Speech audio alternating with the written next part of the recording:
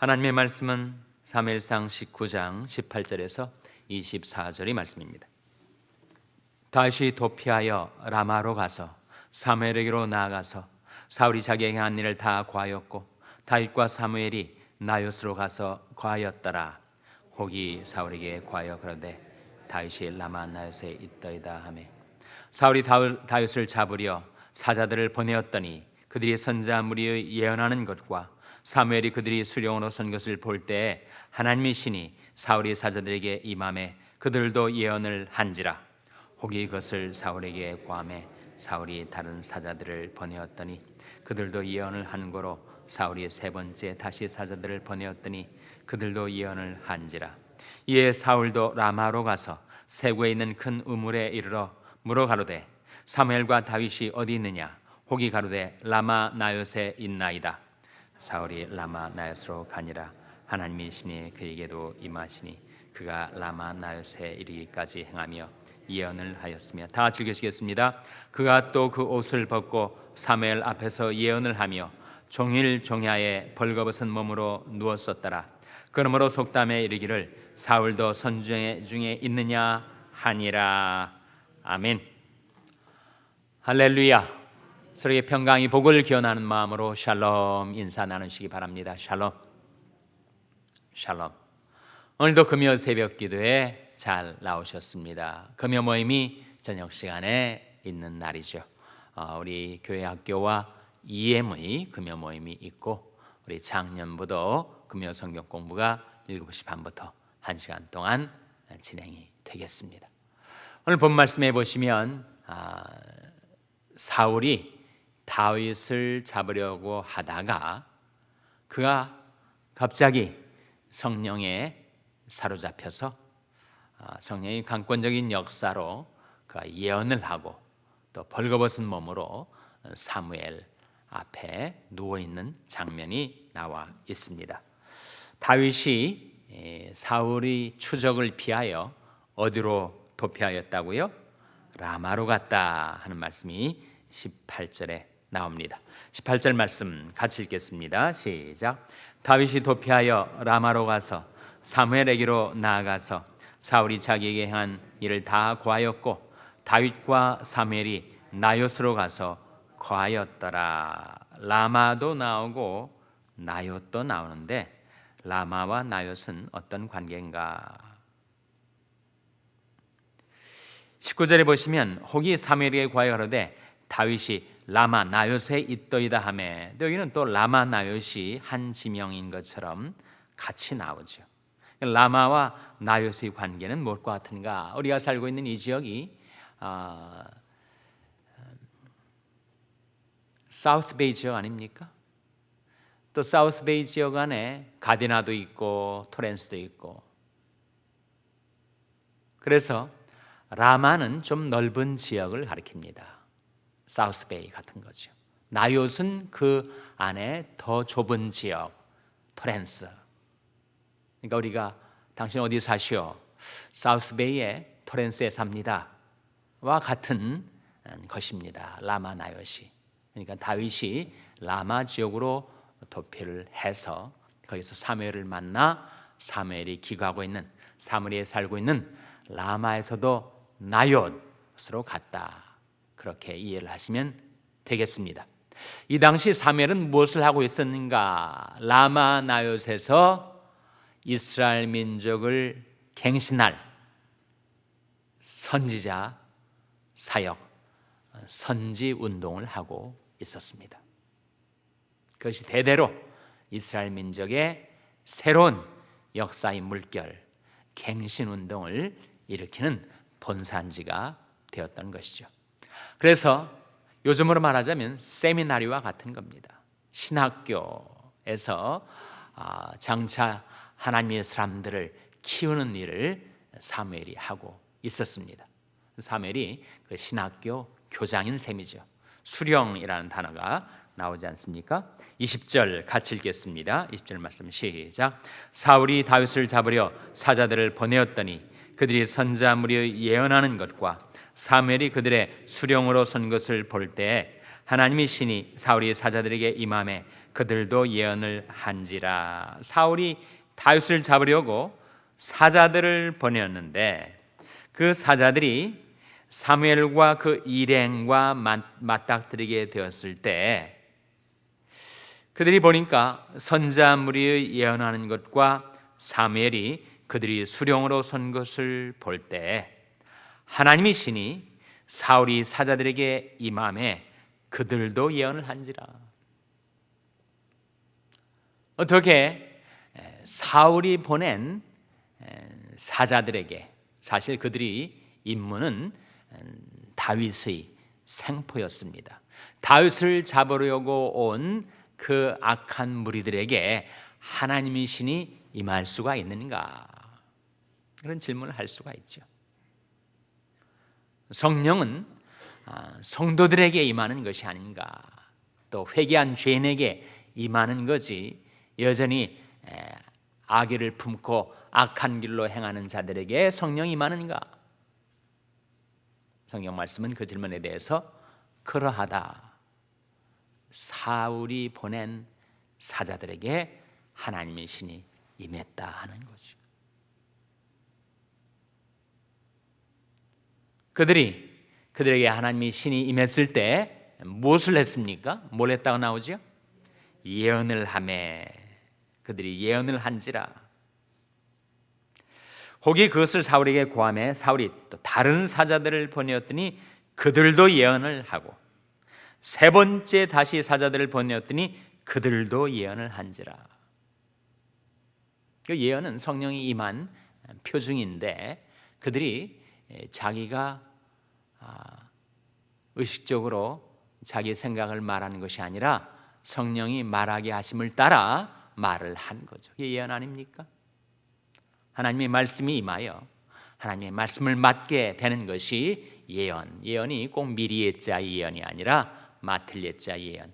말씀이 강력으로 임하자 그들의 의식세계, 그들의 정신세계, 그들의 영성과 지성이 영향을 받고 타치를 받고 그들이 생각지도 않았던 말을 하게 된 것. 성령께서 그들의 정신과 의식과 발성기관까지 타치를 한 거죠. 그래서 그들이 전혀 예상치도 않고 그들이 의지적으로 한 것도 아닌데 예언을 하게 된 것입니다. 근데 이제 세 차례나 계속됐어요.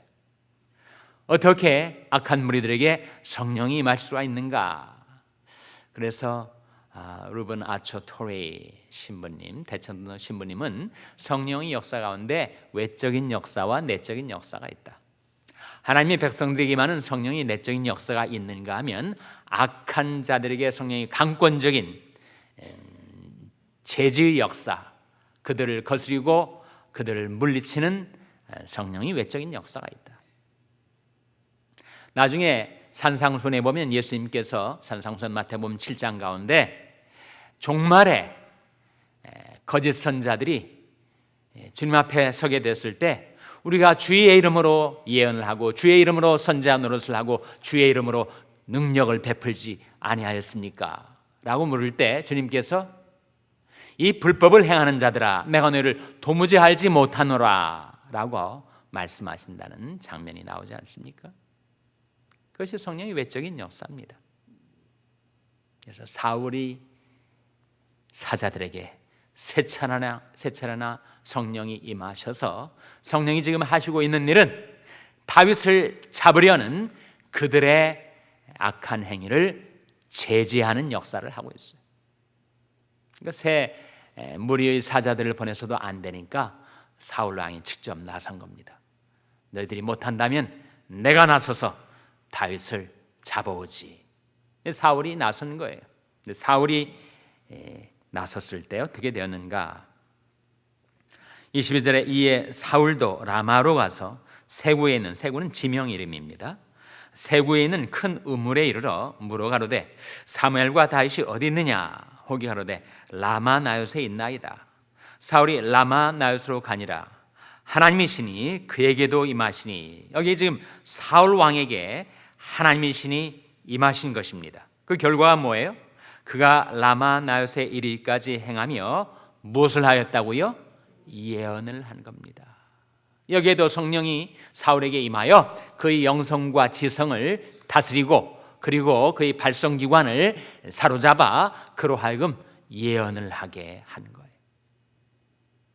뿐만 아니라 계속해서 사울이 악의와 악독을 품고 하나님의 뜻을 거스려서 다윗을 해치려 할 때 그때 성령께서 아예 그를 생포하신 것입니다. 그래서 어떻게 되었다고요? 24절, 그가 또 그 옷을 벗고 사무엘 앞에서 예언을 하며 종일 종야에 벌거벗은 몸으로 누웠었더라. 얼마나 수치스러운 일이에요. 얼마나 창피스러운 일입니까?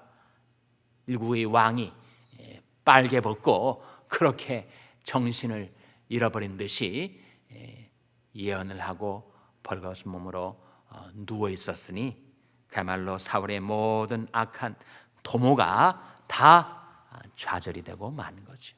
이게 성령의 역사입니다. 성령께서 행하신 역사 가운데 그렇게 하나님의 뜻을 거스리고 악하게 행하는 자들을 성령께서 강력으로 제지하시고 다스리신다.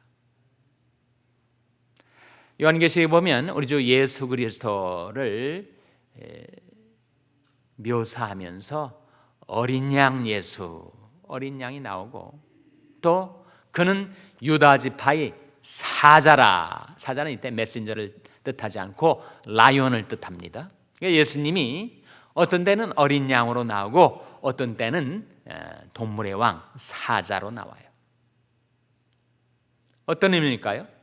예수님은 어린 양같이 유순하시고 온유하신가 하면 사자처럼 강렬하게 그리고 강력으로 역사하시는 분이시다. 성령이 그러하십니다.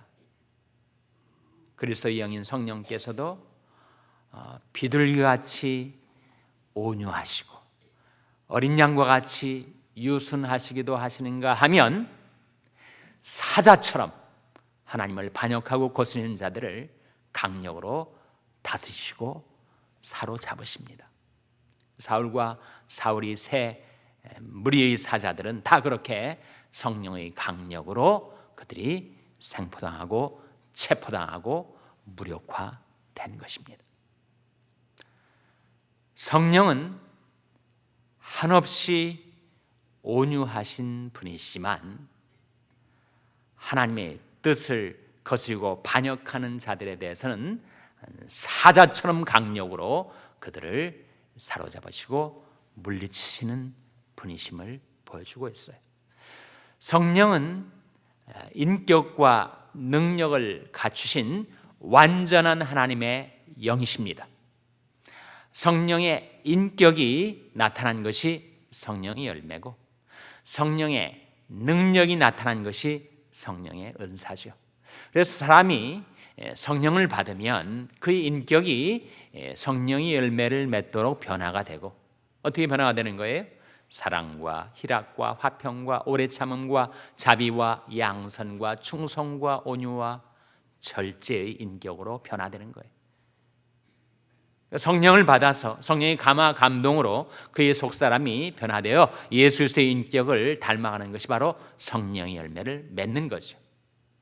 반면에 성령의 은사는 무엇인가? 성령의 그 무한한 권능이 사람에게 임하여 물론 그들의 각자의 분량에 따라서 어떤 사람은 예언의 은사를 받고 어떤 사람은 병 고치는 은사를 받고 어떤 사람은 능력 행하는 은사를 받고 어떤 사람은 가르치는 은사를 받고 어떤 사람은 섬기는 은사를 받고 그것이 다 성령 안에 있는 무한한 자원 그 능력이 각 사람의 믿음의 분량에 따라 은사로 나눠지는 것입니다.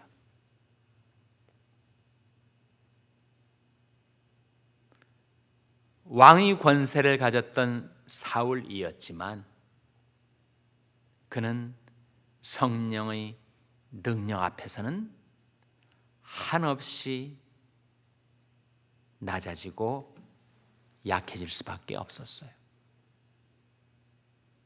이스라엘의 왕 사울뿐만 아니라 지금도 온 세계 무대에서 주름 잡고 폼나게 움직이는 세상의 왕들 다 하나님의 손 안에 있습니다.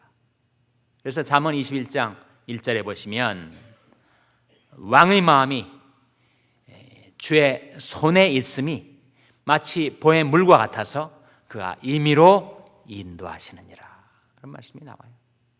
왕의 마음이 주의 손에 있음이 마치 보의 물과 같다. 농사를 짓는 농부가 보에 물을 놓았을 때 그 물꼬를 어디로 트는가에 따라서 물이 이쪽으로 흐르고 저쪽으로 흐르는 것처럼 왕의 마음이 주의 손에 있다. 트럼프 대통령, 문재인 대통령, 김정은, 시진핑, 세상에서 주름 잡고 행세하는 세상의 왕들의 마음이 다 주의 손에 있다는 거예요. 그래서 우리가 하나님을 의지해서 세상의 외정자들을 위해서 기도하는 거죠. 하나님께서 그들의 마음을 다스려 주시고 주관해 주시고 하나님의 통치, 하나님의 나라가 이 세상 가운데 이루어지게 해달라고 기도할 수 있는 이유는 바로 거기에 있습니다. 왕의 마음이 주의 손에 있기 때문에 지금 사울이 성령의 능력 안에 지금 완전히 생포를 당해 있는 것처럼 성령의 역사가 한 사람에게 임할 때 그것이 우리를 위하여 임하는가, 우리를 거스려 임하는가, 그것은 결정적으로 중대한 차이 아닙니까? 그래서 시편 34편 15절 16절 말씀 한번 펴보시기 바랍니다. 시편 34편 15절 16절 말씀. 시편 34편 15절 16절은 구약성경 825면입니다. 구약성경 825면 시편 34편 15절 16절 말씀 우리 찾아서 같이 읽겠습니다. 시편 34편 15절 16절 말씀 찾으셨습니까? 같이 읽겠습니다. 시작. 여호와의 눈은 의인을 향하시고 그 귀는 저희 부르짖음에 기울이시는도다. 여호와의 얼굴은 행악하는 자를 대하사 저희 자취를 땅에서 끊으려 하시는도다. 여호와의 눈, 여호와의 얼굴이 똑같이 사람들을 향하시지만 의인을 위해서는 그를 위하여 향하시고 악인을 위하여서는 그를 거스려 향하시고 대하사라는 표현이 나오는데 영어의 전치사로 말하면 on과 against로 나옵니다. 그러니까 의인을 향해서는 여호와의 눈이 그를 위하여 향하시고 행악하는 자를 향하여서는 against하여 하나님께서 그들을 거스려 대하신다. 여러분, 하나님을 거스려서 우리가 제대로 살 수가 있을까요? 사울왕이 왕의 권세를 휘두르며 다윗을 잡으려고 행하였지만 하나님을 대적하여 그가 잘 될 수가 있을까요? 한 사람이 한 사람을 지목하고 사사건건 그에게 시비를 걸고 반대를 하고 대들어도 그 인생이 그렇게 힘들고 괴로울진데 하나님이 우리를 대적하는데 우리가 살 수가 있어요. 하나님이 교만한 자를 대적하시되 겸손한 자에게는 은혜를 베푸시느니라. 그래서 우리가 온유하시고 겸손하신 성령이 우리에게 임하시고 우리를 위하여 모든 것 합력하여 선을 이루시는 성령의 능력 역사를 축복을 받으려면 우리가 겸손히 그리고 악을 버리고 선을 행하고 그리고 하나님의 뜻을 구하고 찾아 하나님의 뜻에 순복하는 삶을 살아갈 때 나의 하나님이여 내가 주의 뜻 행하기를 즐겨오니 주의 법이 나의 심중에 있나이다 하였나이다. 하나님의 법, 하나님의 말씀을 내 마음속에 두고 하나님의 뜻을 행하며 살아갈 때 왕의 마음도 주의 손에 붙드시는 하나님, 성령의 강력으로 악한 자들을 대적하시고 온유하신 성령께서 주의 백성들 하나님의 자녀들을 위하여 모든 것 합력하여 선을 이루시는 성령의 선하신 역사가 여러분에게 임하게 되시기를 주님의 이름으로 축원합니다.